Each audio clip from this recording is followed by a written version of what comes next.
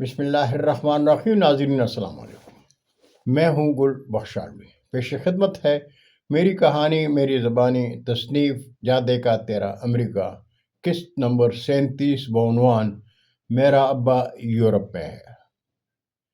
ناظرین، ماں دھرتی میں جیون کو درپیش مشکلات اور وسائل کی کمی سے پریشان حال، خونی رشتوں اور اپنے پیاروں کے تابناک مستقبل کے حسین خواب دیکھنے والے حصول ویزا کے لیے کیا کچھ نہیں کرتے۔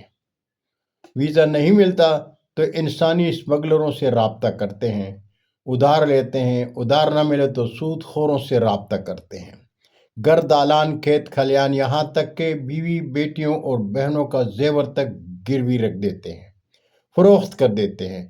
دوسرے ممالک کی نسبت اگر ویزا برطانیہ یا امریکہ کا ملے تو پردیس آنے والے کی نسبت اس کے چاہنے والے کچھ زیادہ ہی دمال ڈالتے ہیں، اس لیے کہ امریکہ اور برطانیہ کی گلی کوچوں، شاہراہوں اور باغات میں درختوں اور پودوں پر پاؤنڈز اور ڈالر کے پل لگتے ہیں۔ سیاحت کے ویزے پر برطانیہ اور امریکہ آ کر گم ہو جانے والوں میں چند ایک خوشبخت اور خوش نصیب ایسے ہوتے ہیں جو اپنے کسی پیارے کے سہارے کسی کنارے لگ جاتے ہیں، ورنہ زیادہ تر زندگی کے وجود پر ایسے زخم کھاتے ہیں جس کا کوئی مرہم بھی نہیں ہوتا۔ وہ نہ تو برطانیہ اور امریکہ میں رہ سکتے ہیں اور نہ ہی وطن واپسی کا سوچ سکتے ہیں، اس لیے کہ خانگی زندگی کے مسائل اور مجبوریاں ان کے پاؤں کی زنجیر ہوتی ہیں۔ خود غرض، موقع پرست اور مردہ ضمیر لوگ کہاں نہیں ہوتے۔ ہم اپنے دیش میں جن زرداروں، خرکاروں اور کاروباری امیرزادوں کا رونا روتے ہیں، یہی لوگ امریکہ اور برطانیہ میں اپنا کاروبار چلانے کے لیے ایسے مجبور لوگوں کو ملازم رکھ لیا کرتے ہیں۔ ان سے کام تو جانوروں کی طرح کا لیتے ہیں، لیکن اجرت وہ دیتے ہیں جس سے اس کا اپنا گزارا بھی مشکل ہوتا ہے، لیکن وہ چپ رہنے پر مجبور ہوتے ہیں۔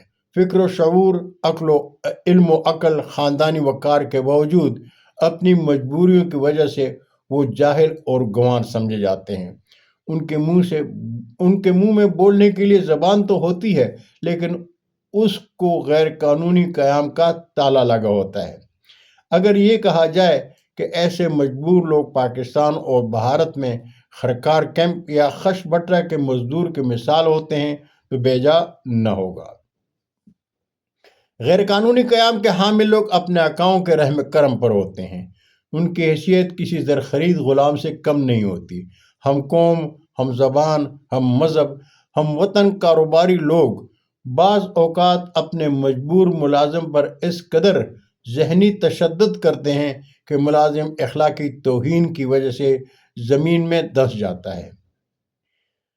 اپنے وطن کے کچھ کم بخت کاروباری لوگ اپنے پاس ملازم سیدزادوں اور خاندانی وقار کے حامل ملازمین پر ہاتھ اٹھانے تک سے گریز نہیں کرتے۔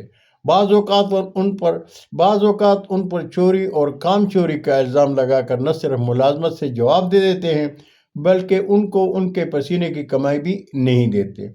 میں نے برطانیہ میں کئی ایک ایسے ہم وطنوں کو خون کے آنسو روتے دیکھا ہے۔ یہ لوگ فریاد کریں بھی تو کس سے کریں؟ یہی وجہ ہے کہ یہ مجبور اور مزدور پیشہ لوگ دل پر پتھر رکھ کر اور انا کے زخموں پر اپنوں سے محبت کا مرہم رکھ کر ٹیلی فون پر جب بات کرتے ہیں تو لگتا ہے دنیا بھر میں شاید ہی اس سے زیادہ کوئی خوشحال ہو۔